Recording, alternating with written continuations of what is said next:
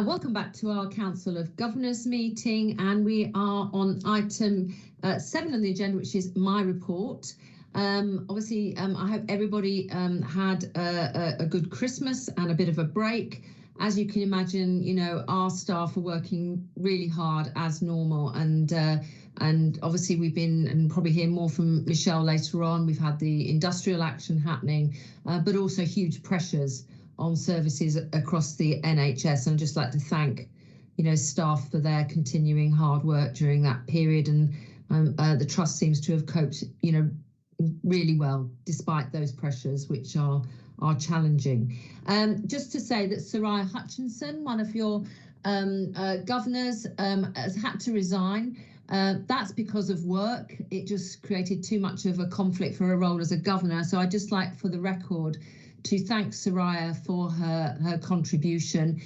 She was on the working group last year that looked at governor development proposals and made a really positive contribution there. I'm pleased to say that Soraya is going to continue to do her voluntary work for the Trust. So we haven't completely lost Soraya, and I'm glad she'll still be taking part in that activity. We have 3 governor vacancies, and Katie Coleraine from the Board Support Unit with the comms team at the Trust are planning advertising for the next campaign, for the next round of elections. So you'll hear more about that as we go forward, and I know you'll want to input to that as well. As I mentioned earlier, development for governors has been quite something I've focused in on in the last year. And I mentioned earlier, we've got a workshop coming up on finance, which can continue some of the discussion we had earlier on the agenda about how the Trust spends its money. And at the next Governor Development Day, workforce and organisational development work is going to be the focus, led by Dean Royals and our HR director, Steve McGowan, and also role of governors training as well, which will be led by Stella Jackson, who's with us today, who Stella, as you know, joined us quite recently as the new head of corporate affairs. There'll also be an opportunity there to explore further, and this is part of the agenda later on today, the role of governors in relation to the ICS and the ICS board as well. And just to add to that, arising out some discussions we had as a board, both Michelle and myself have followed up to ask the ICS and Sue Symington if they could do something maybe from their position for governors across the Humber and North Yorkshire area about their role. And Sue is also keen to come and meet you all, so we're going to try and get something organised around that too. I think in terms of the last 3 months in particular, since the Council of Governors last met, there's been quite a lot of work done in terms of embedding some of the changes that we made arising out of the Governor Development Programme, both in terms of some changes for the way this meeting is held, and opportunities to hear from NEDs and ask NEDs questions, but also in terms of Governor Development too, and the visit programme, getting that back up and running as well. And I know some of you governors have been on visits already. I was on with my last one was with Brian just before Christmas at New Bridges, and I hope those who've been able to take part in those so far, you've found them worthwhile, and obviously there'll be more opportunities in the year ahead. The other big changes are, in terms of the board, is that we made some decisions about our board meetings and how they would work, the formal board meetings, alongside our opportunity to have more strategic discussions and sessions as well. So we've got a new calendar for that going forward this year, and we think that will be a really productive opportunity to explore some issues in more detail, but also make sure there's a flow back to the formal board meetings as well, and from the board meetings to those discussions as well. And I think within our paper that we agreed last year, we'll review that in about 6 months' time to see how that's proceeding. Some of my work continues to be looking at how we develop relations across the ICS, and I have monthly catch-ups with both Sue Symington and other provider chairs across Humber, North Yorkshire, which are really helpful. And I think that some of that work will continue in the year ahead. And at our last board time out just before Christmas, we had a very useful presentation actually on our statutory responsibilities in regard to the ICS and how we embed that in the way we discuss things and look at things and whether we're meeting our obligations within that relationship. And that was a really helpful presentation. All the ICSs across England are developing and are at different stages. So there's quite a lot of learning still going on, but that's something we take as a very important responsibility as non-executive directors with our colleagues from operations to make sure we can contribute to making it as successful as possible. But you'll see more of that in the year ahead. That's really all I have to say for now. Are there any questions? No? Comments? Brilliant. Okay, I'll move straight over to Michelle. Thanks, Chair. Good afternoon, everybody, and Happy New Year. I never quite know when to stop saying that, but this is our first Council of Governors in this new year. I shall say Happy New Year. Thank you for all your support during last year as well as we go into the new year. As Caroline said, it has been an exceptionally busy Christmas and festive period. I've just you all read the report. There's quite a detailed report there on statistics, COVID, and Lynn's report. And I'm sure Lynn, I'll bring Lynn in at the end of my brief presentation, just give you a bit more detail, because obviously we have had some about 4 industrial action days now. We're obviously in the second day of the RCN strike this week. We have planned exceptionally well as an organisation across both our organisation, but also working within the system. And I was active in the system over the Christmas period as well, supporting the Integrated Care Board, but also our organisation as well. And I send my sincere thanks out to every single member of our staff, as always, who worked tirelessly hard over that difficult period and continues to do that. At the moment, we are managing very well. Across all our services, there are a few pockets of pressures, but they're not within our organisation. None of the nurses within our organisation have voted to strike, so we're not affected. But obviously, we work within areas that are, so we're working and supporting those, namely Hull and the York area. But everything seems to be coping satisfactory at the moment. And that was the same for the ambulance strikes. And I thank our ambulance colleagues. Obviously, we've got a governor who's from the ambulance service as well. So very difficult, and it will continue to be. What we're also doing from a planning point of view is linking all the other strikes that are happening as well from a logistics point of view, because obviously we've got postal strikes, potential for teacher strikes, etc. So we've got accumulation of things. So it's not just our individual business continuity plans that we're looking at, it's that wider system to make sure we've got the right supplies in the right area for our staff and our patients as well. So I'll give the board the reassurance that that is also being detailed and planned as well. But Lynn will come on to the detail of that. But the system, suffice to say, worked very well across the Christmas. Oh, Michelle, you're on mute. Put me on mute. I didn't touch anything. That's worrying if somebody could do that, but never mind. I'll leave that one there. But seriously, so yes, the system worked very well across the period, and has this week as well. One of the things the Integrated Care Board are looking at is the escalation process and how we escalate services. Maybe a bit quicker, but that doesn't affect our organisation. Going on to my report, just a couple of things to point out, because I know you've had a chance to look at it. I've obviously continued to do my visits all the way through the pandemic and continue to do that. But it was also great spending time with some of our other colleagues that support our services, not just our services within our patch. And that was one of the ones we visited was the Warren Centre, which is a youth service that we work really closely with, but there's a lot, and it's in the centre of Hull, and it's a fantastic facility for young people as they leave school and find either continual education or employment. We've recruited an events coordinator, and that's in part to support the communications team, but also to work on some specific events that we continue to do, but we just need to, I think, raise the level a little bit. So the ones I've put out in the paper, obviously there'll be a lot more.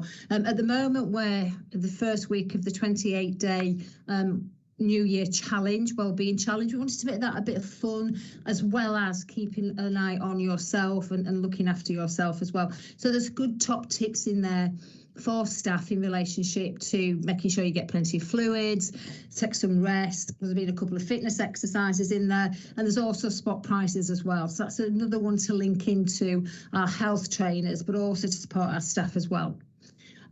We're also going to do a couple of sports days, so watch your space on that. There will be for families. One will be in the Hull East Riding area, the other will be in the North Yorkshire patch, so we can start to have a bit of a summer of celebration and thank you as well, as we go into the summer months. And we are, as I say, re-looking at the annual awards ceremony to make that a little bit more inclusive than perhaps it has been in the past. We did step it down for COVID, but we want to recognise our staff, but we also want to celebrate our staff as well because they do a fantastic job. So we're looking at all sorts of different things as well as walking, step counts, etc. So watch your space. There will be a real good programme of activities to support our staff health and wellbeing alongside raising our profile and our reputation across the patch. The staff survey was completed and we had a very similar response rate to last year, about 44%. We've got the very first cut of those figures, which we're just working through. They've literally not been with us long. They are completely embargoed. And when we have looked at them and compared the detail and looked at some of the detail, we'll obviously send those out to the governors as well. But it's about 44% of staff responded, which is similar to last year. I will pick out picks on a little bit what Pete was saying, the ligature reduction programme, and this is about the doors. You would have seen from some of the previous work that the door potentially ligature areas, so we're pushing some alarms in there. So again, we've been ahead of the curve on that one, but that's quite an important thing to pick out and maybe something for your visits to have a look at. And they're Avondale, Westlands and New Bridges. Pete didn't mention the planning guidance. I'm sure he will if pressed. This comes out on the 23rd of December every year about 5:30, and true to form it did this year, and that gives us an idea of the technical guidance, the financial guidance, and also the metrics that we need to plan ahead, and we're just working through that. There's still a lot more detail that we need, but we're keeping a really close eye on and doing the planning work with our colleagues in the Integrated Care Board.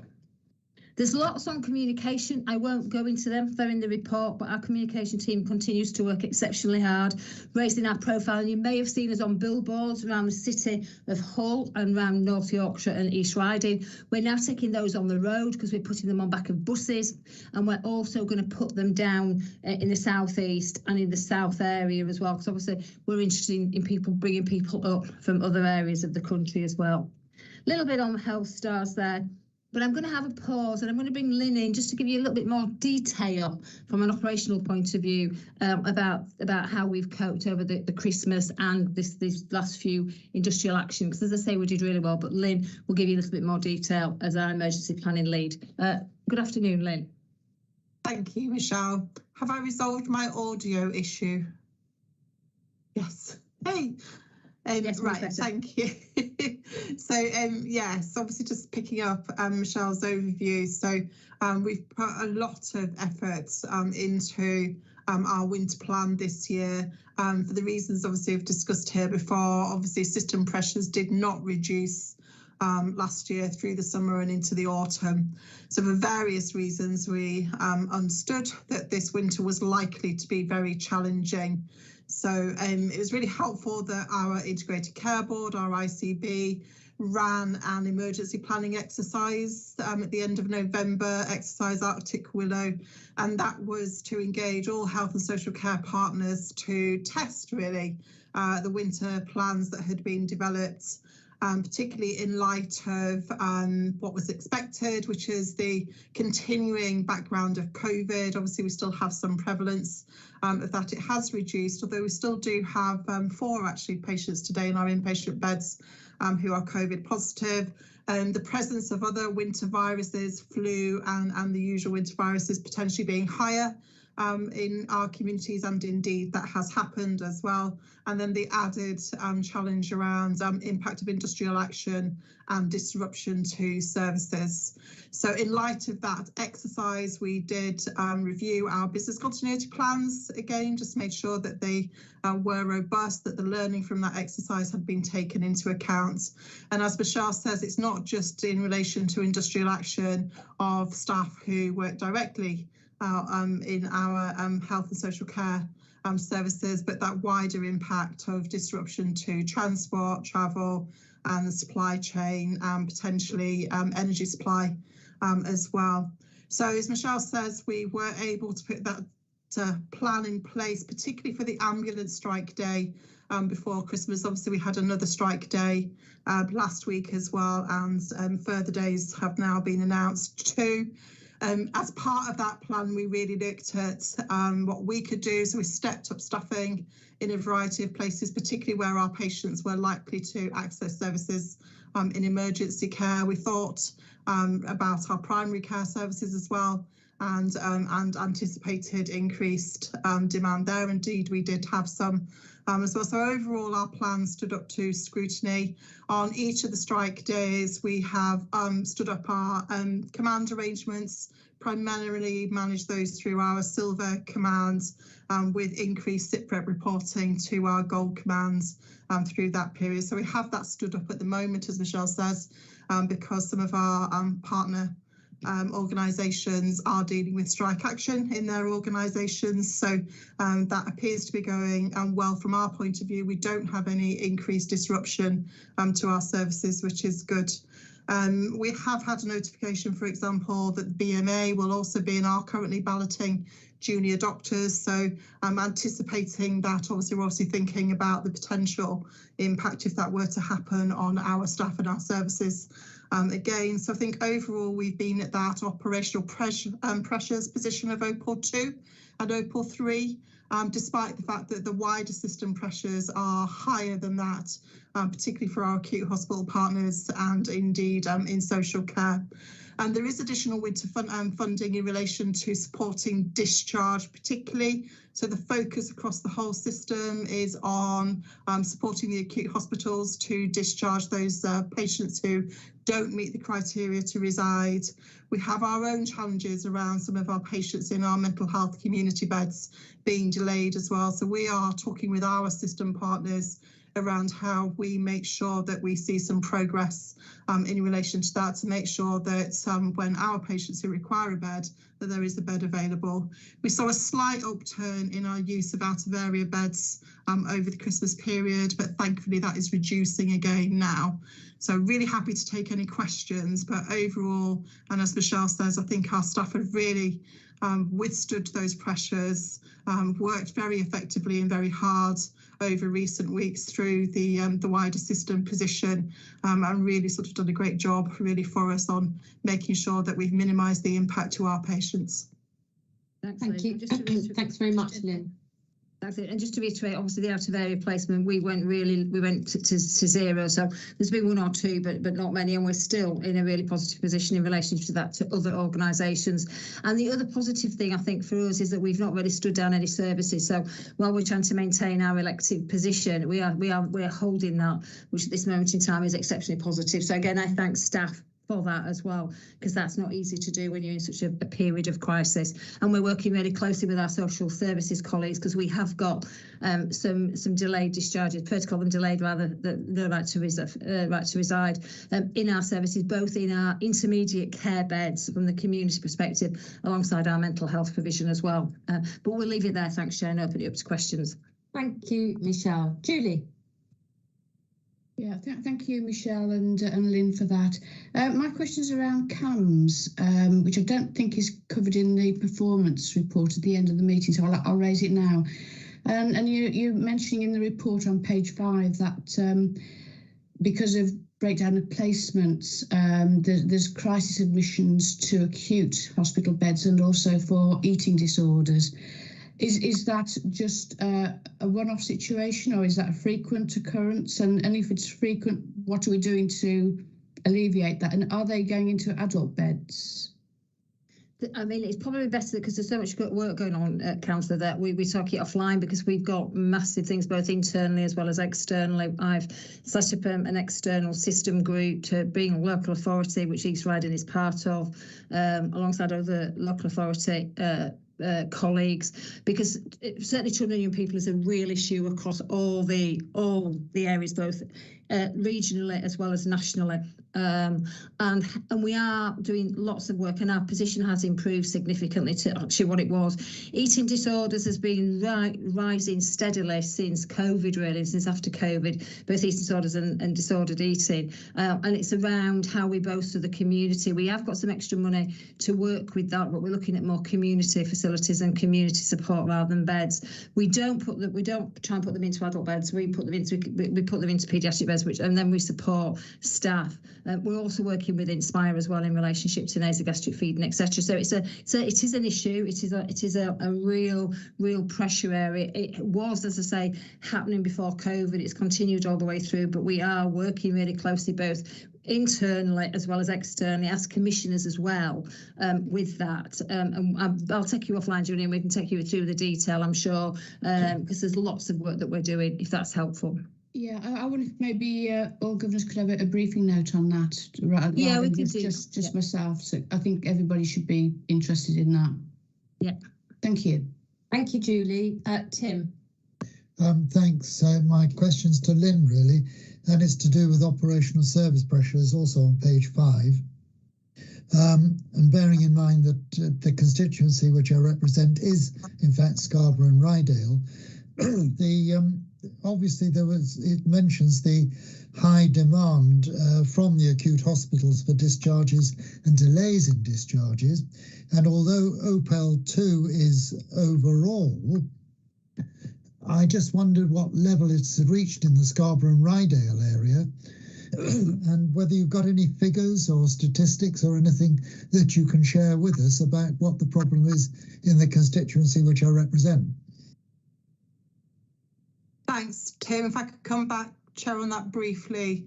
So in terms of Scarborough and Rydale particularly, Tim, you might be aware that Scarborough Hospital has been through this period at that OPEL 4 position. So their pressures have been very high.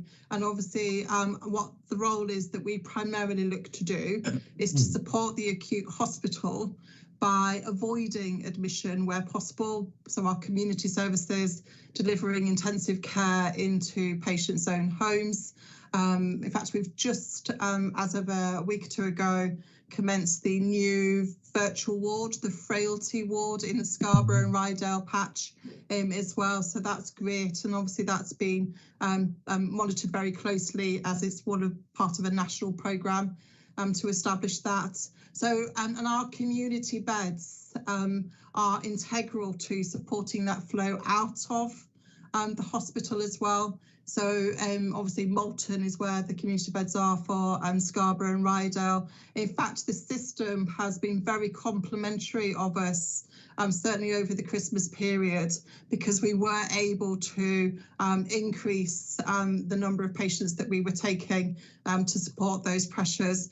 We do have some issues, although it has improved more recently, with delays of transfers out of those community beds as well. So obviously we want to take as many patients from the hospital as we can and avoid admissions.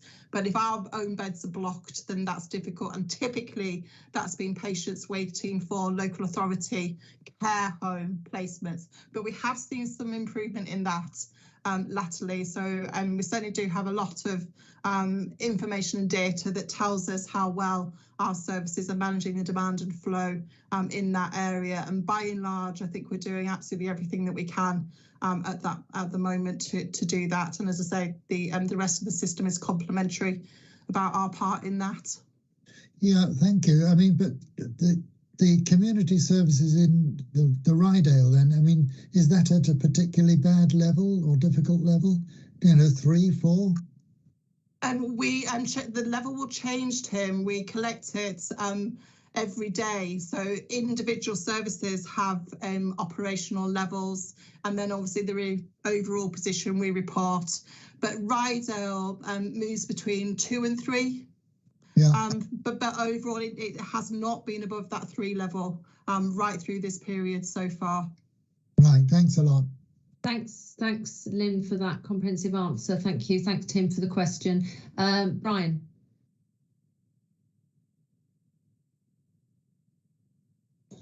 Yeah, my question was just concerning the staff survey, and I'm just wondering, 44% doesn't seem spectacular. Have there been any thoughts to trying to increase that portion of staff who are responding? Yeah, I mean, it's actually not bad, actually, Brian, compared to other organisations. It's actually up there with the other top performers, which I know is not particularly good thing. But yes, we've tried incentives. We've obviously given protected time this time. We've done things related to charity. So we have continued to do a lot, and we'll continue to discuss as an executive. And we do ask staff as well, how and what they would like to in order to complete it. But we are. It is what it is how it is, as it were. But we do protected time. We we've offered incentives before in the past in relationship to giving money to charity. We support staff, etc., etc. So we try our best as an organisation to get staff to fill that in. But as I say, the 44% is a really relatively high number of responders compared to other organisations. Why do you think the other 66 are not, or 56? Well, when we've asked them that in the main, people just say, well, we're okay, and we can't, it's fine. We don't. I mean, some say they haven't got the time to do that, which is why we've given them protected time, because we've asked them. A few will say, well, we're not sure if anything changes, so that's why we've not done that. So we've made sure that we actually say, you said we did, and we do publicise that all the way through the year. It's not just before and after it. We constantly say, like Pete related to today in relationship to the annual report about the staff rooms, etc. So we keep it constantly going. But mainly staff say, well, it's fine. We've got plenty of other routes that we can talk to the team about, whether it's ask the exec, meet Michelle, some of the visits that we do. There's plenty of other routes, etc. So that's the feedback that we get, but we are constantly asking them, Brian. Right. Okay. Thank you. Thank you, Michelle. Thank you, Brian. John. Yeah, it's about the power outage resilience plan or feasibility study. Yeah. Yes. Could I ask what options are being looked at to provide a temporary generator if you have a power outage? Thanks. I'm not an expert on power outage, but we are discussing it at the exec team. We have got plans, but I'm going to pass you over to the expert himself, and that's Pete Beckwith. So Pete, over to you. No pressure there, but over to you. Yeah, cheers. Thank you, Michelle. Just for the record, I'm not an expert on power outages, John. However, just for the record, Pete, as I'm sure you remember, I'm high voltage transmission. That's right. My background. So. We might tap you up on some stuff, John. So, so some of our sites already have backup. So Willoughby Hill has a backup generator. We have backup access at Whitby, and we have backup access at Moulton and Castle Hill. Some of our other sites have access points for mobile generators already, and I can't remember which sites they are off the top of my head, where we can actually deliver a generator to site, and there's a supply where it can be, my language, plugged in and provide the power off a generator. There are some sites that currently don't have that we're looking at the feasibility of installing that access point, so that should there be power outages, we can get mobile generators to those sites for it. And that's the way that's been led through the emergency planning group, and Rob from my team is feeding into that with Lynn's support. So I can do a more detailed answer because it's quite technical and I won't want to mislead you, John, but that's kind of my summation of where we're at as an organisation at the moment.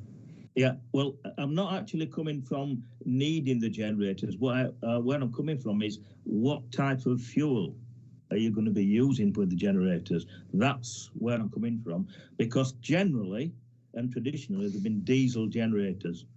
And as you know, the country, the world is moving away from fossil fuels. And that's what my question is. What other options are you looking at for fuel for the generators? Whether it be the best one at the moment is hydrogen, or a blend of hydrogen and natural gas, rather than traditional diesel generators.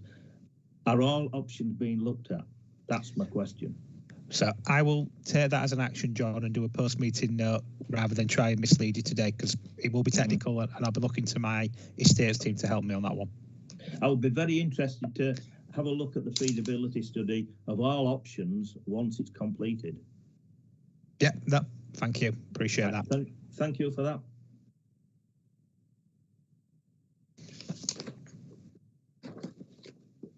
Thanks, John. Doff, I don't know if Caroline's gone off. Doff, did you get a question? I have got. Sorry, that was me. Doff, over to you. Sorry, I didn't unmute myself. Okay. Thank you very much. I'm delighted here that you want to have an events officer, that you're appointing an events officer. later in the meeting, I want to talk about the health stars. But the thing I'm most interested in the setting up of this post is how you're actually going to manage, record, calculate, capture the value, the added value that this post brings to the trust. So in terms of KPIs, value for money, and cost benefit analysis, I think there are huge benefits. They aren't necessarily all financial, but I think it's really important at the outset of that appointment, you ensure that your events officer is capturing the information that will enable us to understand the benefit that it brings.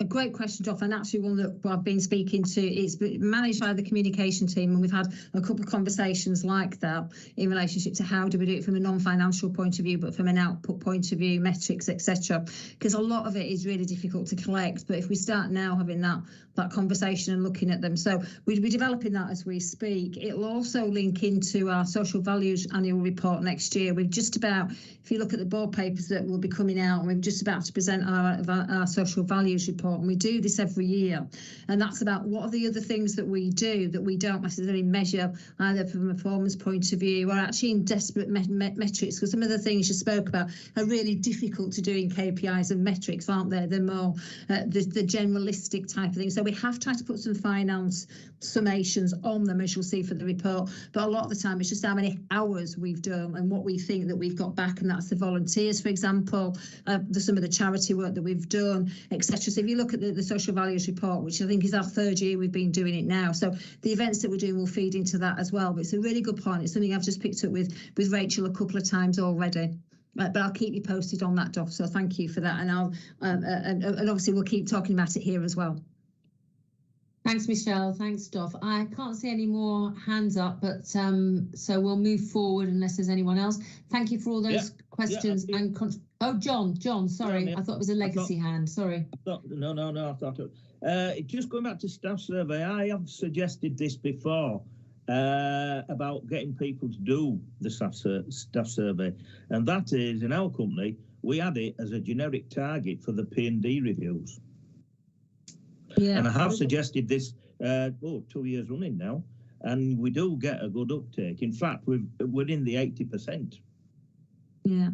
We may need to look at it. We do put it in the accountability reviews, John. It is part of our some of our performance indicators. But any lessons that people have got, any other ideas like that, then please let us know. As I say, I have done it. I have suggested this for 2 or 3 years now. Okay. So it's not a new thing that I'm suggesting. No, I know, John, and we do look at it from a performance point of view as well, because obviously we get the directorates list, and people like Pete has 100%, more or less 100% respond. I have more or less 100% response, etc. A lot of the time it's the clinical areas, and that's what we're concentrating on. But and that's why we get protected time, for example. So we are trying to listen to people as to why they don't feed it in. But as I say, I won't repeat what I've said earlier on. So we are doing that. We're looking at performance. We are comparing, and we learn lessons from some areas where they've got really good respondents in the organisation to some that haven't, and what have you. And we try and share that learning across. So we are looking at it from every different angle that we possibly can do. Okay, Michelle, just a suggestion. No, it's good, and we'll note it down, John, and I'll double check what we're doing about it. But yeah, any suggestions are positive, and we act on a lot of things, as you know, John, and we'll let you know if we're not doing and why we're not doing it. But yeah, we'll keep you posted, and obviously when the formal results comes out, we can have another conversation about it. Okay then, love, thank you. Thank you, John, and I've got Will. So I don't know if this already got asked. I've attended very, very late, and my apologies for that. But Caroline, has a question been asked on my behalf about? No, I wasn't sure whether you were going to pick that up on later on. But if you want to do it now, Will, that's fine. I have got an answer for you, I think.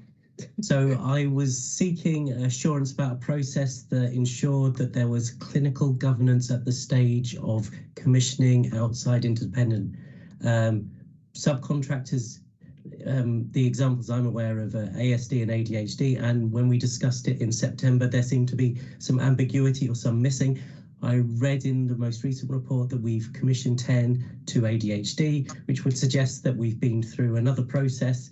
So is there a process that ensures there is clinical governance around contracting, and how could we embed that if it's ambiguous? Okay, Michelle.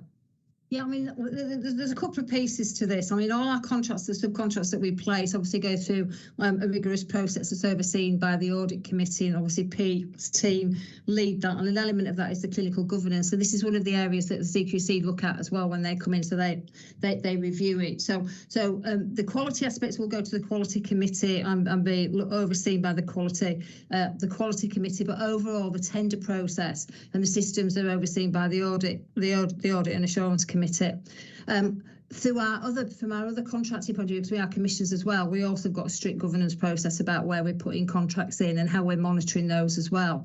And then we'll systematically look at, are they meeting performance targets, are they meeting clinical outcome targets, etc. And they will be fed into obviously our general assurance processes as well, and our governance process. But I don't know if Lynn or Pete wants to pick anything further up. So there is an overarching strategic framework for that we do, because I think we've always tried to be careful that we place contracts with the right people and we're getting the right outcomes from, because some of them could be quite large contracts as well.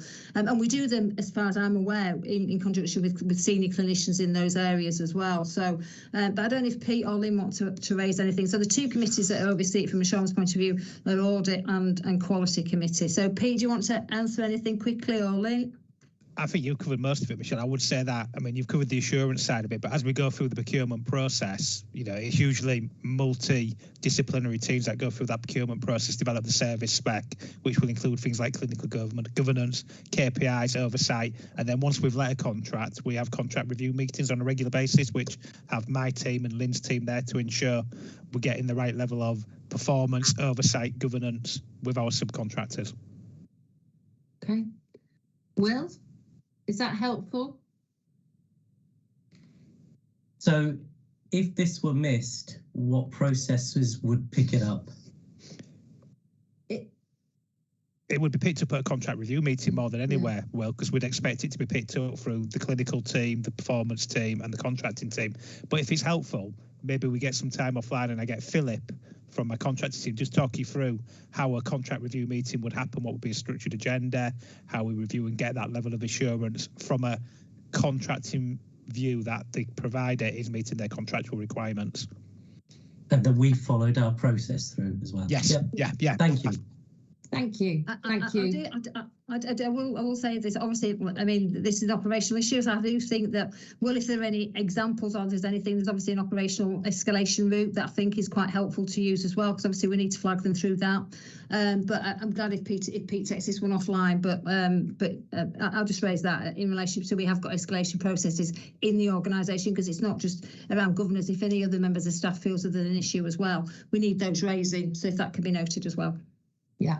Thank you very much. I hope that's not just for Will, but for other governors, provided a sort of answer to the assurance route, but also what happens operationally in terms of monitoring contracts as well, and picking up on issues that are raised by anybody in the organisation about any of those contracts. Pete, sorry, back to you. It's just a quick thought, Caroline, but it might be a subject for a future Governor Development Day where we get Philip to come in and we maybe do it through the lead provider lens and the trust provider lens about how we engage with subcontractors and have that level of governance and oversight. Yeah. Thank you, Pete. Okay, lovely. Thank you. Good. That was a helpful round of questions and comments from governors there on different areas. I hope you all found that useful. If we can move on then to item number 9, which is a non-executive director's assurance reports and feedback. Just to say before we start, and I ask Stuart first, obviously I'm conscious that some of these assurance reports, all of which have gone through our board process, so they've gone through that assurance process. Some of them are, go back a little bit in terms of months. But governors all get the board papers sent to them. And therefore, just to say, if there's anything on the assurance papers that go to board, that if you like in real time you want to raise with one of my NED colleagues who chairs the various committees, please feel you can get in touch with them We're never going to get a perfect system of having everything in sync, but that offer is there, and my NED colleagues who chair these committees are very happy to do that. So you can use your board packs when you see them if there's anything particularly you want to follow up on. But they're here as a sort of, if you like, aid memoir in some ways, a sort of reminder here. So I'm going to just start with Stuart, please, who's chair of Audit Committee and the Collaborative Committee. Did you want to just take a minute to just flag anything, Stuart? Yeah, thanks very much, and good afternoon, everyone. Let me start with the Collaborative Committee report. Case in point, this is reporting on a meeting that happened on the 14th of October. So bearing in mind what Pete Beckwith said in the introduction with the accounts, that's just before a year into from the startup of this whole arrangement. So just a reminder, the trust is the lead in a collaborative provision, which looks at three principal areas of work: child and adolescent mental health inpatient services, number one; number two, adult low and medium secure services; and number three, the adult eating disorder stream. So we're looking at that, but increasingly, as you'll see in these reports, we're also considering other opportunities for further collaborations along the way. So that kind of is a bit of a background context to these reports, which contain quite a lot of detail. So each time we look at really two aspects of the arrangements. One is what's happening, if you like, at the management level, and the trust's team that looks after this arrangement is called the Collaborative Planning and Quality Team, the CP and QT team. And my observation is that, now 15 months into the arrangements, they're really getting to grips with how they operate. They're learning quite a lot of lessons and reflecting and improving their practice, both from kind of reactionary incidents and increasingly from forward forecasting and spotting issues that are emerging. So we're at the committee often seeing feedback loops being closed and improvements in developments in their practice. And then the second thing we do, we look at in detail at the performance of the individual work streams. So we look at some of the data and some of the issues. And I would say that each of those three work streams inevitably has their specific challenges and kind of breakthroughs being seen, and which you'll see in the reports. And I'm not going to go into any detail there, you can see it. The final thing I'll say on this report, and sorry for any background noise in the office I'm in at the moment, the final thing I'll say on this report is that I'm observing that this is quite an evolving picture. So we're seeing that the team that work for us is each month coming up with kind of some new insights and breakthroughs. There's clear evidence that we've looked at that the arrangements appear to be much more effective than what went before in terms of kind of getting solutions for individual patients, and I think making sure that all the partners in the collaborative increasingly work in collaborative ways. So it's kind of a good mini test of how these new systemic arrangements are working. If you've got the board packs for the trust board next week, you'll see my report back from a more recent committee. Things have moved on quite a bit in relation to, for example, the Schön Clinic. We know we had quite a difficult CQC inspection, and that institution has kind of turned itself around, partly with the help of our CP and QT team.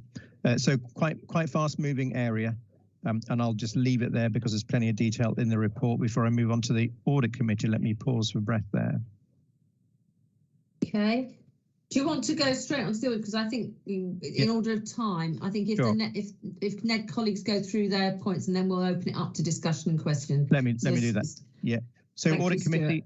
So yeah, this is a report back on the meeting in November. Once again, a very busy audit committee. We have quite a wide-ranging agenda, and you can see we covered such things as procurement and tendering, risk management, reports back from the internal and the external auditors.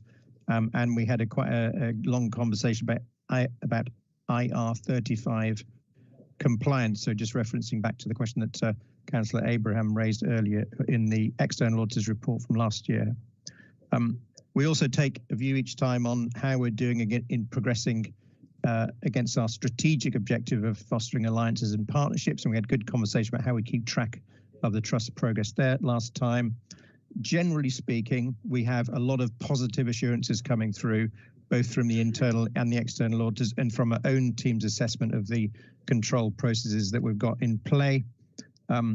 A few things that we're kind of slightly bothered about, and probably the one that's the biggest headache is in relation to information security, where some controlled exercises show that too many of our staff, if you like, are tempted by fishing expeditions, attempted to enter their details in a way they shouldn't be doing. And so there's quite a lot of almost one-to-one targeted training for the those who've kind of fallen foul of what a good practice looks like. And we're keeping a really close eye on that. Otherwise, a strong set of reports coming through the audit committee once again in the last meeting. Thanks very much, Stuart. Can I just move on to Francis, please? Francis, you're on mute. Yeah, just coming off mute. Okay. So again, similar to Stuart, the report is from October. We had a meeting last week, which is in your board packs, and I can bring you more up to date because most of what we talked about last week is actually in Pete's report later on. So without stealing any of his thunder, we continue to get very good assurance in terms of how the trust is performing in terms of delivery against plan, which kind of ties in with what Doff said earlier around how we manage our finances. Again, we're continuing to deliver our BRS plan for this year, one of the few trusts who have continued with that. We've had really good assurance around CapEx and CapEx spend, and had a good discussion around IR35 that Stuart referenced a minute ago, and the controls we've got in terms of that, because we have quite a few people where there's a question whether they sit within IR35 or not. We had a good look at the estates strategy, and this year the estate strategy is the kind of top level document, and then below that will be an estates plan, which will come to FIC in May. That's when we'll see that. So lots of positive assurance, and at this point I would say that Stuart and I think the quality of the papers over the last 12 months has improved. I mean, they weren't bad before, but they're now very good, and what they're doing is generating really good quality discussion around the topics. Few areas that we've flagged as issues to keep an eye on, areas of concern. Obviously, the ICS deficit position, they continue to show a deficit position at month 8. In fact, NHS showing a deficit at month 8. The high level of agency spend, which again is in Pete's report a bit later on, and the deficit position of primary care are in there. But we know that there's close attention being paid to this by ET. They have got an agency recovery plan which they are overseeing, and a primary care recovery plan which they are overseeing. And we've also got primary care strategy as a discussion topic at the next board strategic session. So we will be picking up on that at the board strategic session. So that's probably the key headlines to take out from finance and investment, Caroline. Thank you very much, Francis. Dean is on leave, so he can't be here today. But again, if there's anything in the board pack as well that you'd like to pick up with Dean, you can. And Dean will be with Steve McGower doing a session on workforce at the next Governor Development Day. So if I can move on to Philip. Yeah, good afternoon, everybody. This was my second quality committee I've ever attended, and first one I've chaired. It relates to a meeting at the end of September. It was actually an extra meeting put in place to run through some of the annual reports for the year 21-22.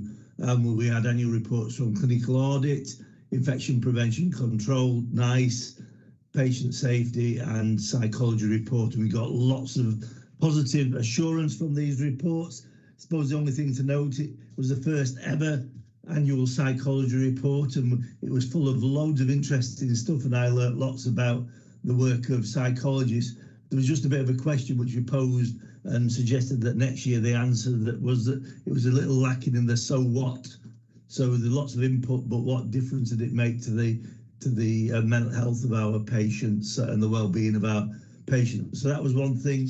A couple of other things that were matters of concern was that in the NICE guidance report, there seem to be low levels of baseline assessments, and we just will make sure that that's on the risk register, which it is. And when we were looking at some of the clinical work, the clinical audit work, there seem to be variations in strength of the clinical networks, and the key action we pushed forward was to make sure that they were well led, so that there was more consistency. But they're really good reports. I enjoyed reading them, and they taught me quite a lot about the work of the trust. Thank you, Philip. Thanks very much, Mike. Thanks, Chair. This is the latest report of the Mental Health Legislation Committee. Our next meeting is at the beginning of February. So a couple of items for information that came through there is we've now responded to the consultation on the mental health bill. The most significant contribution we've made is how much resource will be required to implement the proposals in the bill. The bill is a good bill, but across health, social care and the third sector would need enormous resource if the detentions were to be reduced significantly by the methods suggested. Another point of information, the multi-agency public protection arrangements is now consulting on an additional level 4. Now, there are 3 levels of MAPA depending on the seriousness of risk, and a new level 4 would apply to our clients who may be at serious risk of radicalisation or terrorism. Assurance, 2 positive and 1 negative. Positive assurance on the Edenfield report, the Panorama programme that I think governors have been made aware of, and a toxic culture of abuse established. There have been extra actions added. Not only are we now having the safety huddles and other things, but a mental health ledge. We have asked for explanations wherever there are long-term segregations. So we get the stats, but we've asked for an abridged version of why that person has been detained for a long time. Another positive assurance, we've had 8 unannounced CQC visits, or we did at the time of the report. Only minor issues and all of them, and all those issues have been dealt with. So great thanks to Lynn and the operational team for doing that. 1 negative assurance, we were concerned, we had an internal audit look at consent to treatment. There's no concern about whether patients do consent to treatment. There is a concern about how that is recorded, and we've asked for another rerun of that audit to give us assurance on that. And that's it from me. Thank you very much, Mike. Thank you to my NED chair colleagues. I think that demonstrates the sort of breadth of areas that are covered and the assurance that is sought in their roles. Any questions from any governors? Oh, Tim. Sorry, it's I don't know where to start. I don't know if Stuart or Francis. I think Stuart, please. Stuart, in your audit committee report, you've mentioned about anticipated fiscal pressures. I may be naive, but I don't seem to remember seeing anything or knowing anything about it that we've seen in the papers, unless I haven't read about them. What are you talking about, please? The anticipated fiscal pressures. That's one question, and then I've got another one to you as well, please. Yeah. So that's thanks, Tim. So that will be our assessment of the general public finance environment and the pressure on the NHS funding at national level because of the state of the economy, high inflation, pressure on pay and so forth. So we're using that phrase when we're talking about the kind of the forward plan environment in general terms, as opposed to one specifically that we've identified in the trust. Right. That's what bothered me. It isn't anything specific that we've been told or anything. It's simply the general sort of anticipation. The external, I think, environment. The external kind of national fiscal environment, yes. Fine, thank you for that. Now, I do want to ask you, and really, and as I say, it's instead of Francis as well, about IR35 again. there was work commissioned, I believe, where a report was due to be received at the end, the work completed at the end of December. I don't know, do you know whether that report has been completed and received?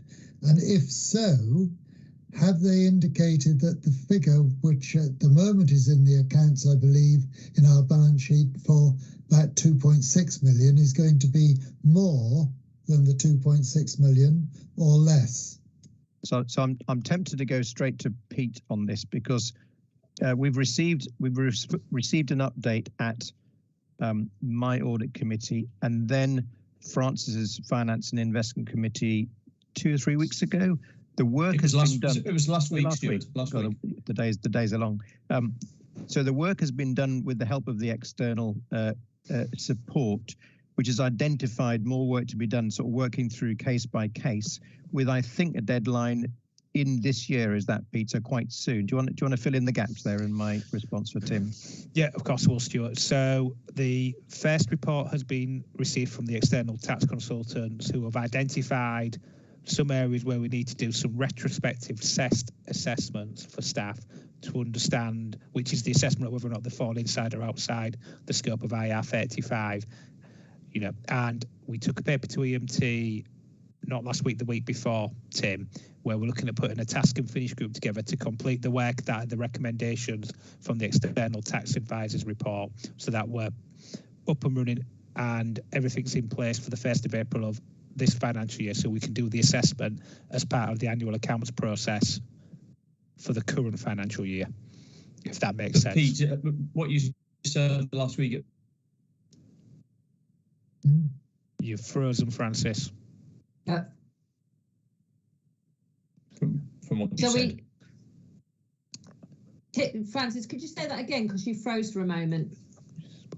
I said that because Tim asked a specific point about whether or not there was that the money in the accounts was correct, and all I was saying was we received assurance from Pete that whilst there's more work to be done, it's not going to exceed the amount that sits in the accounts that we've got put there in case. Is that correct, Pete? Yeah, that's the assurance we've got at the moment, and obviously the work will conclude.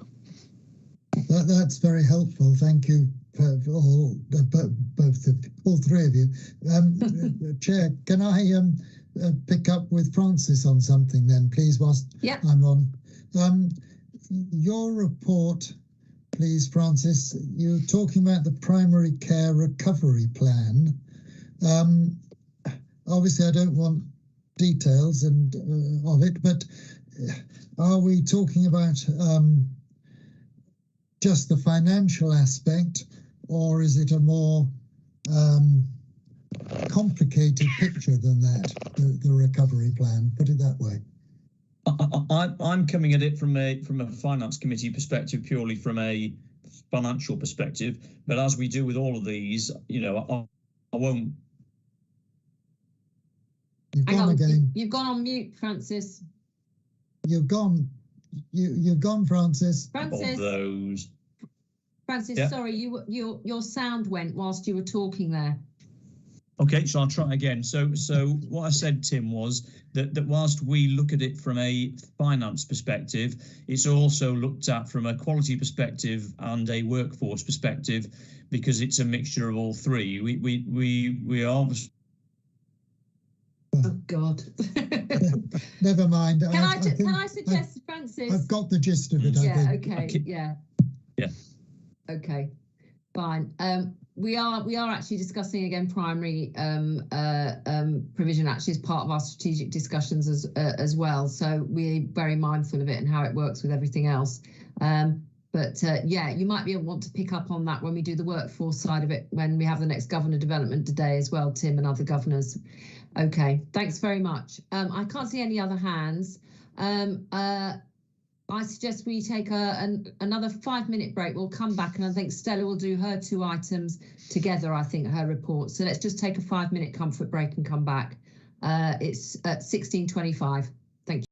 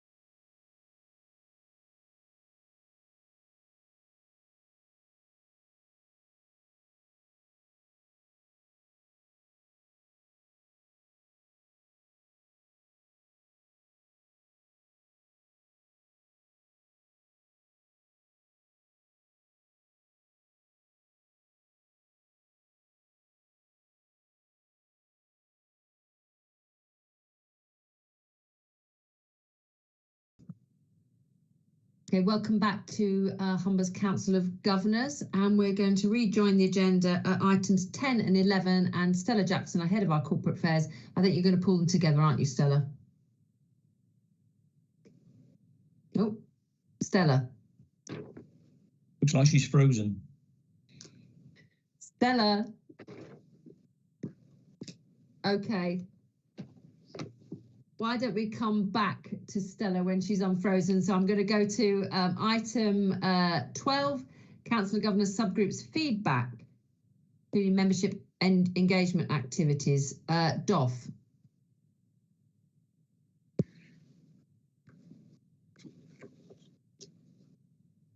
No, hi, Doff. Hello. Doff said she's had to pop out when someone arrives, but I'll be back. I will have to pop out.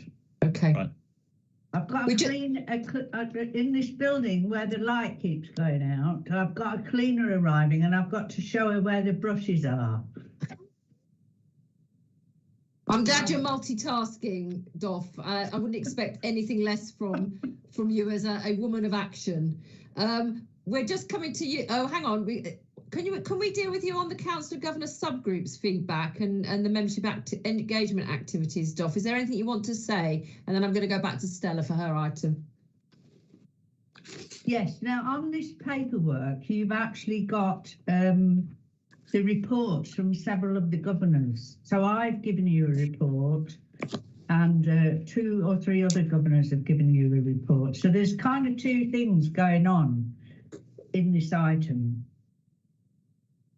So the first thing I want to say is, from the point of view of being the chair of the engaging with members group, we've had 3 meetings. There are minutes for these which have been circulated to governors, with the exception of the last lot of minutes. The meetings were on the 20th of October, the 7th of December, and the 12th of January.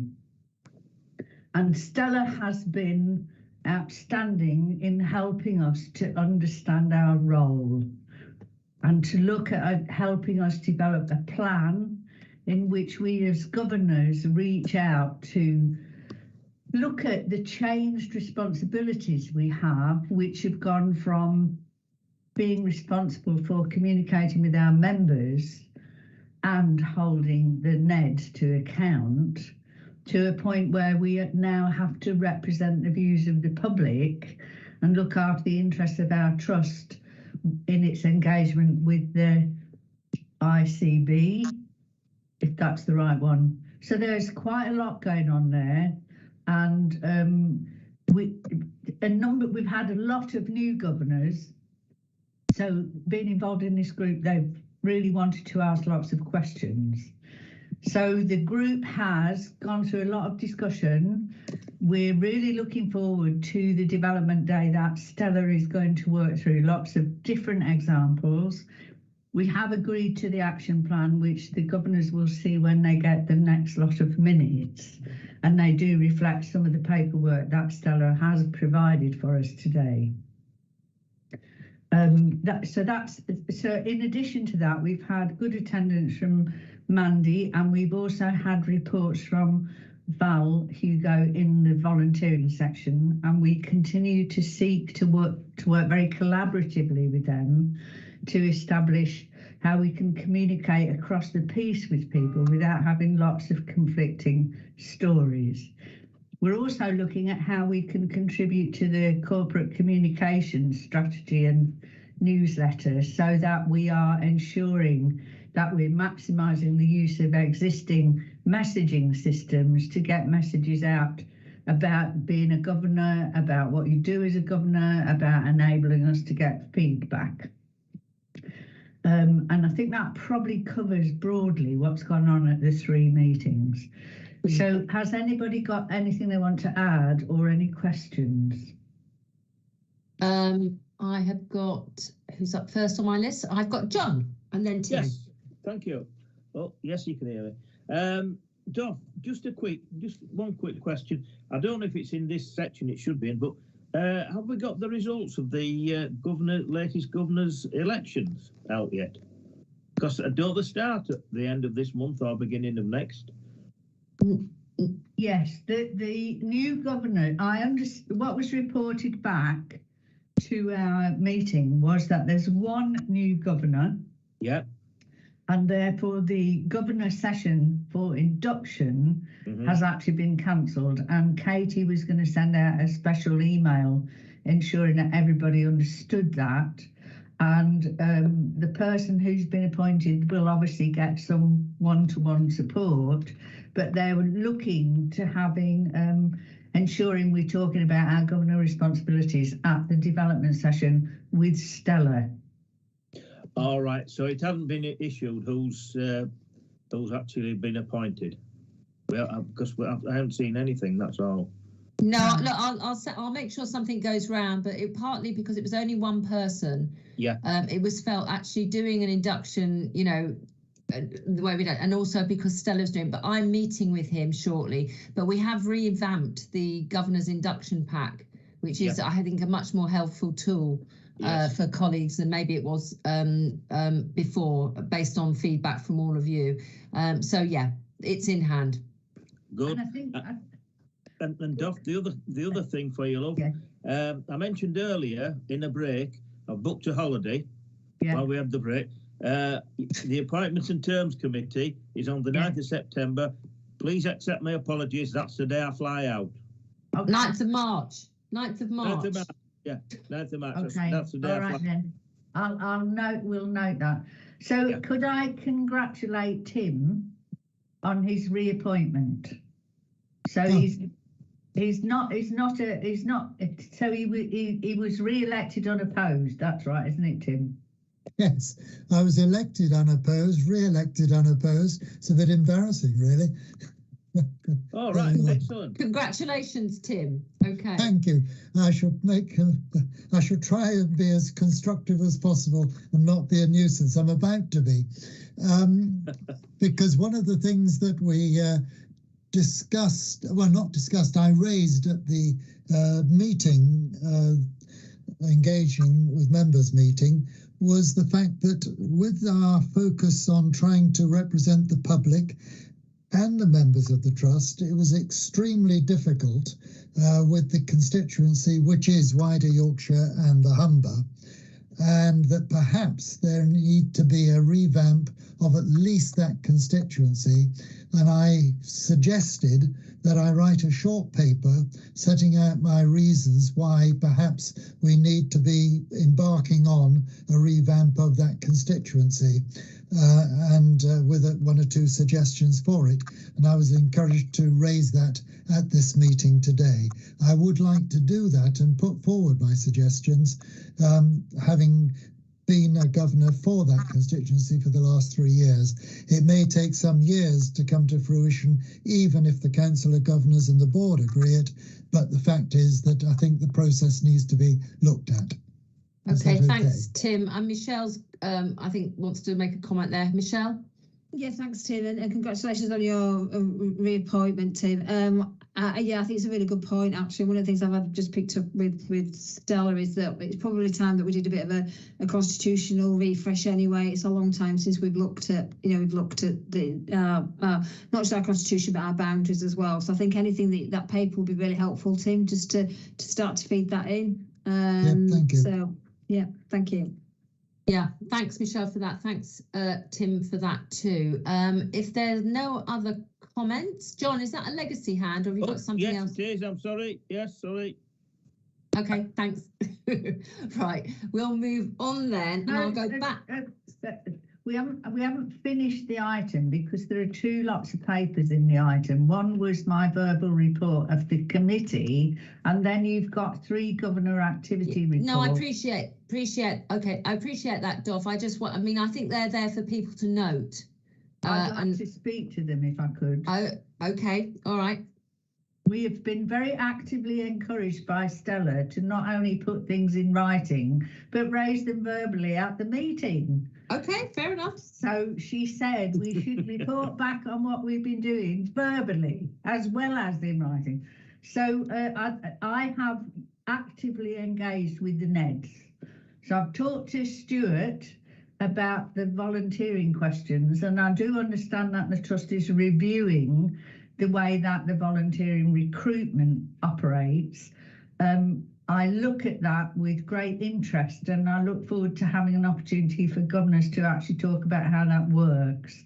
And I raise this because one of the governors told me that her daughter had chosen to go and work at the Castle Hill Hospital rather than this trust because of the huge difficulty of going through the recruitment process to volunteer.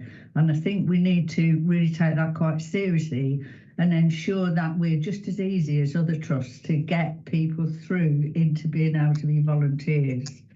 I also raised concerns with Dean in relation to some of the smooth recruitment issues about Whitby, and Dean is investigating that with me further.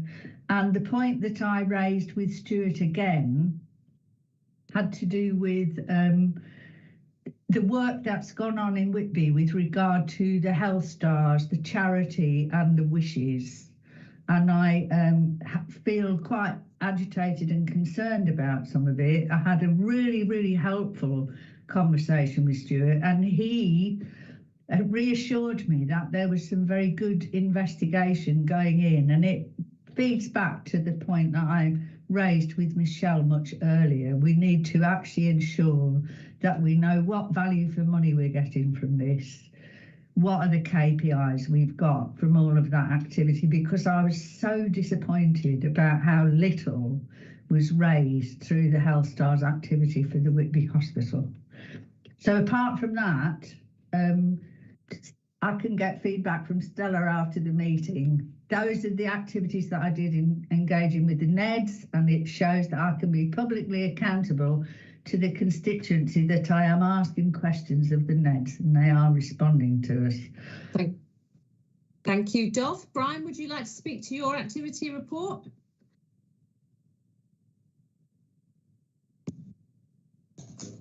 No, I don't think so. I was going to raise, I spoke to Doffert before the meeting, and I was going to raise the issue of engaging with members. But I think actually in view of the time, it's too detailed. So it might be easier if I perhaps raise this at a future meeting, such as the development meeting.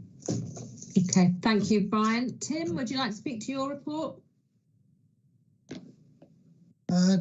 No, I think it covers. I've had a face-to-face meeting with Dean, which was helpful. Actually, that was to do with vacancies and policy regarding recruitment, and I had a a remote meeting with Stella and Katie regarding community service visits, and you'll see at the top of my paper there, governor inpatient visits. I said I'm still waiting for an offer of visits to Scarborough and Rydale services, and I've now been a governor for over 3 years, and there was the pandemic in between, of course, but there's still no programme, and it was agreed with Stella that there would be a little bit more priority given to finding dates for that, so I'm looking forward to that. And I had correspondence, as you see, with both Francis and also Mike Smith. Mike Smith on the particular CAMS issue, which involved HRI as well, wearing my other hat as an associate hospital manager. And Lynn has told me today that she has in fact written to Mike and to myself regarding a more detailed response to a problem, because I think there was something which I felt was quite important from a policy aspect there. More than that, thank you, nothing more. Thank you, Tim. Thank you for those reports. We can move on then to, we'll go back to Stella for items 10 and 11. Stella, over to you. Right, hi. Thank you for that. Sorry about the problems earlier. So these two papers relate to the Health and Care Act, which enables collaboration to occur between organisations. And since it came into force, some documents have been refreshed or enhanced. And this first paper introduces the addendum to the statutory reference guide for governors. So the statutory reference guide gives further details about the governor's statutory duties and how they might carry these out. So it gives some really good examples. The addendum builds on that document. It outlines what the governors can do in support of delivery of the Health and Care Act. So it focuses in particular on the governor roles in representing the public at large, which is the public across the whole integrated care system. And it also focuses on governor's role in holding the non-exec directors to account for the performance of the board around collaboration. So, as Caroline mentioned, we're going to touch more on this at the March Governor Development Day, and Sue Symington has been invited to come and talk to governors. So whilst this report is for noting, I'd encourage all governors to read it, as the illustrative examples are very, very helpful about how to fulfil governor duties. So then I'll move on to the Code of Governance. So this previously only applied to foundation trusts, but it now applies to NHS trusts. And it's good practice ways of how organisations operate from a corporate governance point of view. So it's been updated to reflect the need to collaborate, and we report compliance against this in our annual report. It also contains an appendix which outlines the role of the Council of Governors as a whole and the lead governor. And again, I'd encourage you to read it, but both reports are for noting. Thank you very much, Stella. Any questions to Stella? I'm sure we'll come back to this discussion on it on other occasions, but are there any questions now from anybody? No, I can't see any hands up. Thank you for that, Stella. Appreciate that. Moving on then to a governor support proposals action plan. Suffice to say, we put this action plan together after some work on governor development. We agreed we would bring the action plan back to these meetings until it had been completed. And I'm pleased to say that all the actions are now green. They have all been completed. Thank you to everyone for your work involved in this. Are there any questions? Brian. On item 2, the new governor induction pack, could I ask, has that been circulated yet? I think I had a feeling, I was thinking about this earlier. I mean, obviously it's been completed in time for the, but I understood it was going to be circulated to all existing governors as well. So let me double check on that, because obviously when it got completed, some people had already joined, and I thought it was meant to be circulated to it. If it hasn't, I'll make sure it is. And can it be in a paper copy, please? Yeah, I will take that away. Yeah. Thank you. Thank you. Thank you. Thank you very much. Doff.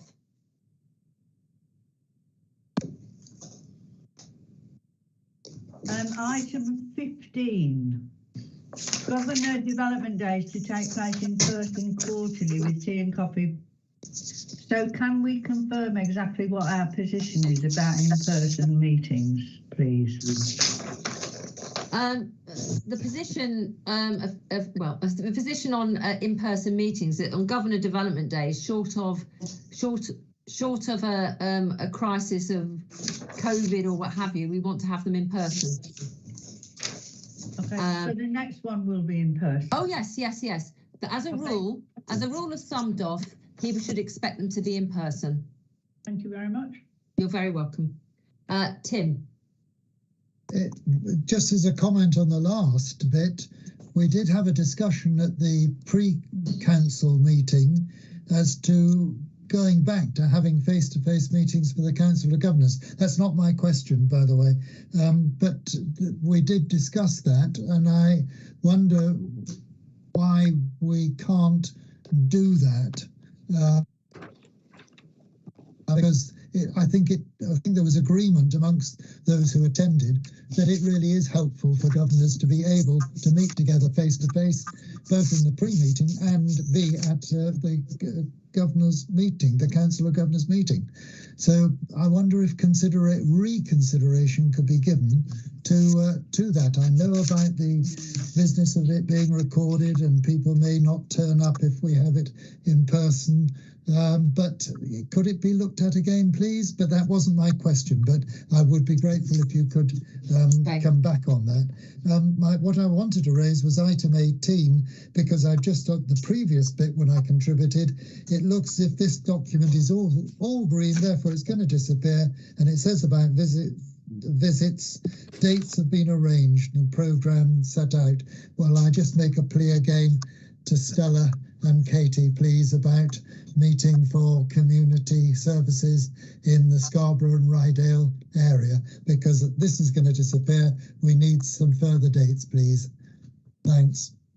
Thank you, Tim. Noted on that. It is an ongoing piece of work, and also there was also a sort of pulling together of some different programmes on this in terms of visits, not just these particular ones, but there were also, I think, these sort of environmental visits as well, which have come back on into the system post-COVID too. But yeah, I think it's, while we've basically got a system, we have got programmes up and running, but I take your point about how we can actually make sure that we cover the different types of services, the different geographical areas with it. I think that's a continuing work in progress, but we now at least have a programme where people can go and do visits, which is obviously a recovery from the COVID situation.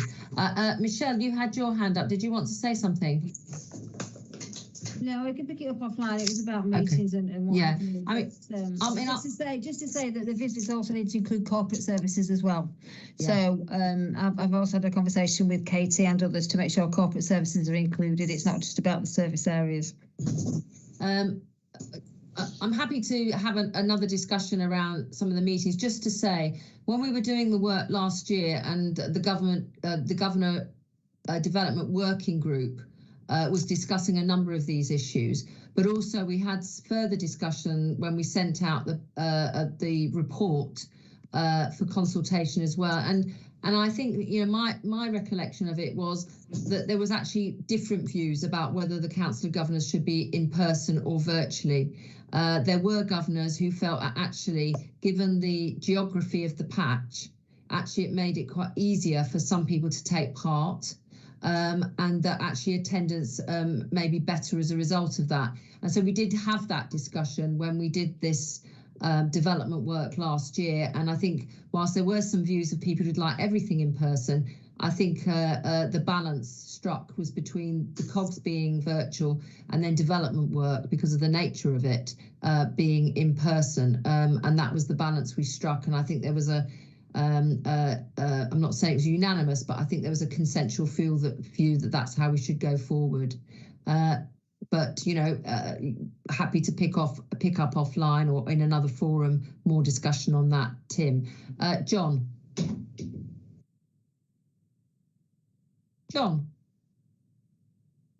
John's frozen. Right, I'm going to move on unless there's any other questions.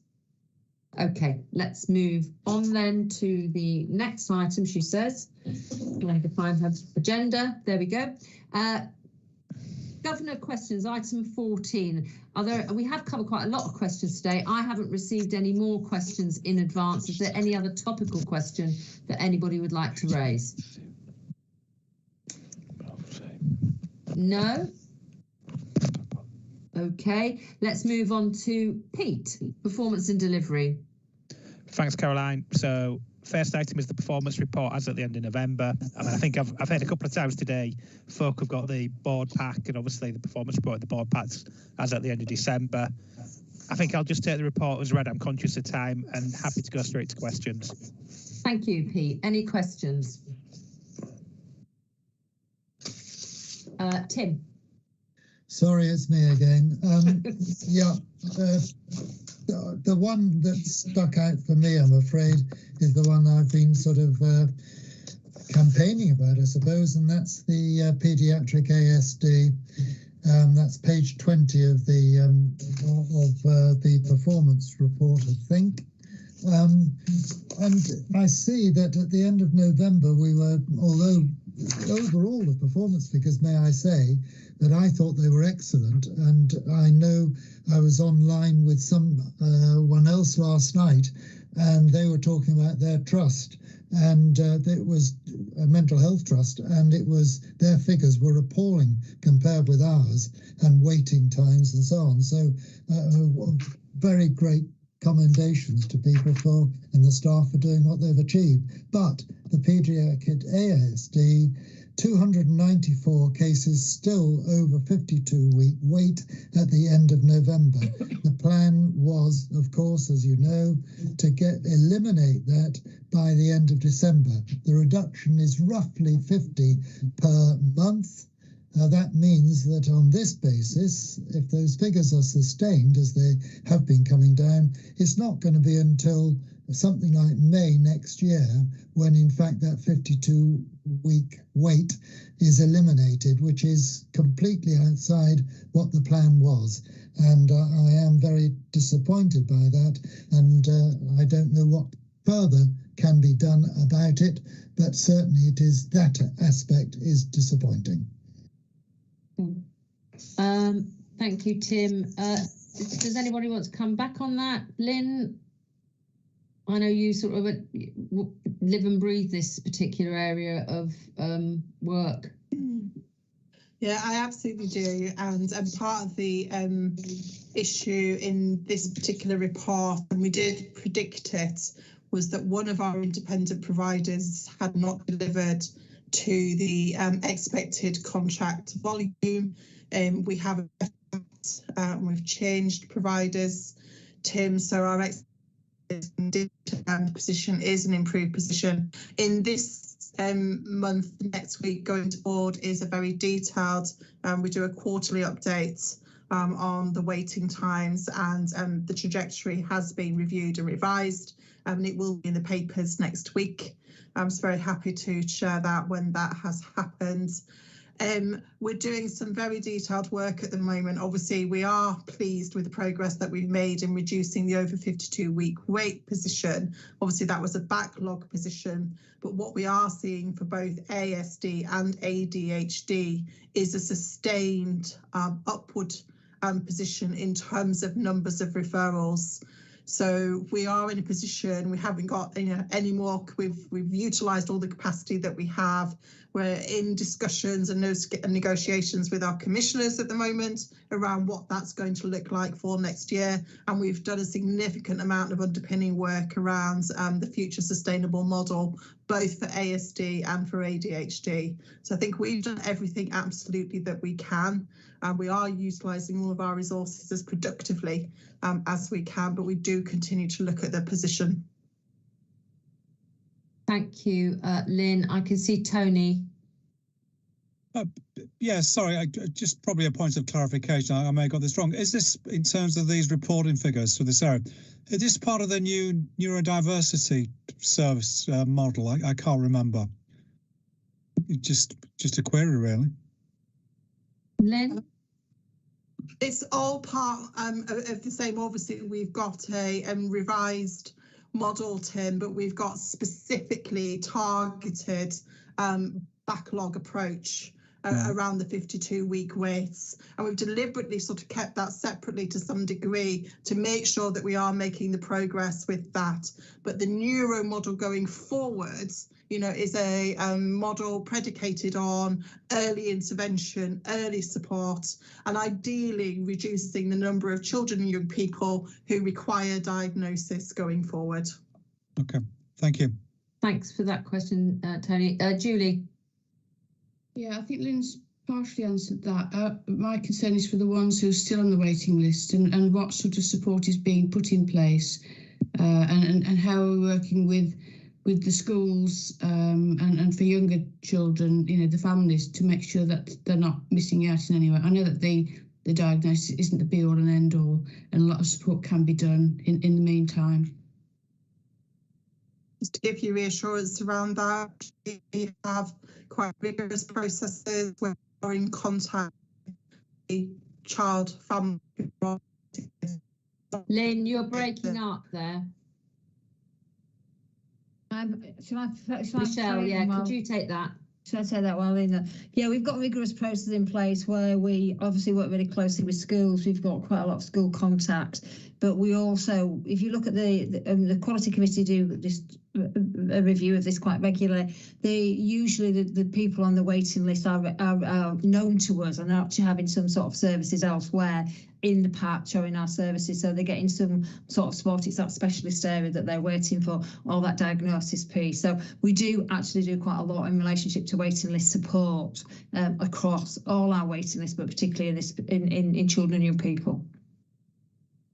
Thanks, thanks, Michelle. Thanks, Julie, and I've got Will.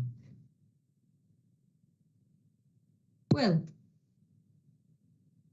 I suppose in reference to what Stella was presenting earlier, is there any structure in which we work with our partner agencies to establish support for families, given that if you are seeking support, you'll seek a diagnosis, but wouldn't you, the usual steps in a different circumstance would be reasonable adjustment at school.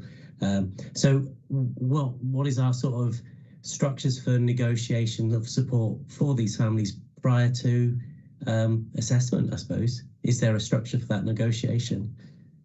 I mean, I think each one is obviously done on it and looked at from a multidisciplinary team point of view, and the liaison takes place at that stage. Well, so there is part of that is part of the care pathway. Plus, from a collaborative point of view, we've got a child and adolescent mental health services pathway now, and system meeting, as it were, with the clinicians across the collaborative in the integrated care board that brings people closer together. And each time we meet, we're getting more and more representatives, like housing now included, etc. So we are doing that, but each is the individual case will be looked on it. So merit from a strategic point of view and a system point of view, we're getting more and more people involved, both from the private sector, the voluntary sector, and local other statutory sectors as well, so we can start to have the conversation as a team and as a collaborative rather than individual organisations, which has happened before. I'll leave it there. I'm just conscious of time. Yeah. Thank you. Tony, I think that's a legacy hand, isn't it? Yes. Thanks. Okay. Thank you for that. If we can move on, finance report, Pete. Yep, so I'll keep it brief, Caroline. So this is the report at the end of November. Again, the December report's in the pack. I think the headlines for me are we're in a strong financial position. Overall, we've got a position recorded consistent with our control total for the year. You can see from the report our cash position remains strong, and cash is always a good indication of financial health for an organisation. So there's detail in the report. I'll take it as read, and I'll just happy to take any questions. Thank you, Pete. Any questions to Pete? No, and I'll promote again, 2nd of February, there's a governor workshop on how we spend our money at trusts, led by Pete and Francis. So if you can make that'd be great. Pete. Yeah, just on that very quickly, Ian will be covering that for me because I'm on leave, Caroline. It's my wife's birthday, and as much as I'd love and come talk to you about money, I'll be talking to her about it. I certainly don't want your wife hunting me down, basically, no. So yes, so Ian, who is a very able person to come along and do this, full confidence in Ian doing that as well. So have a nice time with your wife, Pete, and anyone who's watching this sends their best wishes for that as well. So thank you very much on that. Then moving on, we've got the Public Trust Board minutes. They're there to note for everybody. I haven't received any other business items, so we'll go on to 19, the review of the meeting. So it'd be interesting just to hear back people's views. Did they feel they got the papers in time? Were the papers clear, and have the presentations been clear today, and the answers are given to your questions? I hope they were helpful. Anybody would like to raise anything in relation to any of those points about the conduct of the meeting and what we've discussed? Everybody happy? Yes? Hot Doff. You're on mute, Doff. Oh. I think one of the points that was made in our earlier discussion is that the papers are really weighty. It is a really heavy amount of reading material for people. I wonder if there are ways that we can structure the meeting to ensure that the governor's reports are not completely at the end of the agenda, so that we can actually have a bit more conversation about the areas that we want. You've just lost off. You've just gone mute. In terms of, well, it wasn't me. No. I think there's gremlins in the work today. Don't worry. What you're basically saying is about looking at the structure of the agenda and what should be up nearer the top. Very happy to have that conversation, and we can take that away and have a look at that. But can the reports be a bit more concise and focused? Because we have the same issues coming up in a whole variety of different points in the paperwork. And what tends to happen is we take all of the questions right at the front end of the report, when actually quite a few of the answers are towards the end of the report. And it's like a bit more focus on the paperwork would make the meeting a bit more effective. Okay. Why don't we take that away, and I'll have a conversation with Stella about that, because we certainly want to make sure that what you receive in terms of written material is helpful and effective for you to be able to carry out your role. Sometimes though people want more information, so we've got to, we've got to get everybody's expectations in the right place, haven't we? But let's take that away and see what we can do. Very happy to support that. Tony. Thanks for that, Dolph. It was actually me who raised it, so I'll own up to this. One thing, I didn't want to hide behind this one, but I think one thing I personally would like to see, I think the performance reports, I think it's just been shown a really, really important part of this, notwithstanding all the other governance issues. And I would ideally like to see the performance reports a lot earlier in the agenda, so it doesn't feel rushed towards the end, if that's possible, please. Yeah, thanks for that. I mean, the other thing is obviously about the performance reports and the finance report. They do go through a process at the board as well. Sure. So, I mean, again, it's that balance of not, duplicating assurances that are done elsewhere in the organisation. But I hear your point. The issues for discussion that are going to create the questions, you want them further up the agenda. Yeah, but notwithstanding, as governors, we may have different questions. So what are being posed in the board? No, absolutely, okay. Absolutely. Okay. Anything else in terms of reviewing the meeting? Good. Thank you very much, everybody. The next meeting is on the 20th of April, 2023. As I said before, I think at the top of the meeting, obviously you'll get the board packs. If there's anything in terms of particularly of the NEDs and the assurance reports, given the time lag between councillor governors and board meetings that you want to particularly raise with them, please contact them individually, the chairs, and I'm sure they'll be happy to respond in real time, if you like, or as real as time we can as possible. Thank you today. I know it's been a marathon. You had the part 2 before the part 1 private, and now we've had this meeting as well, but there was quite a lot to get through, and I thank you for your contributions and being with us today. Take care, everybody. Bye all. Thank you. Bye.